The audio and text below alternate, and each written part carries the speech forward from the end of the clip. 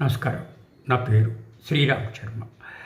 భర్త భార్యని పుట్టింటి నుంచి ఏదైనా వస్తువులు డిమాండ్ చేస్తే అది వరకట్న హెరాస్మెంట్ కిందకు వస్తుందా?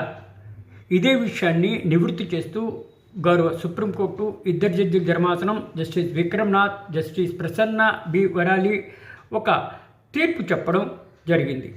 ఇది ఇట్లా భార్య నుంచి కట్నం డిమాండ్ చేయడాన్ని క్రూరత్వం అంటే మెంటల్ క్రూయాలిటీగా పరిగణించలేమని సుప్రీంకోర్టు ఇద్దరు జడ్జిల ధర్మాసనం ఓ తీర్పు ఇచ్చింది.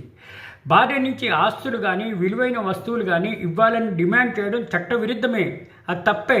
అయితే కేవలం కట్నం డిమాండ్ చేశారని 498A కింద కేసు పెట్టకుండా వీల్లేదు అని సుప్రీంకోర్టు తీర్పు చెప్పింది.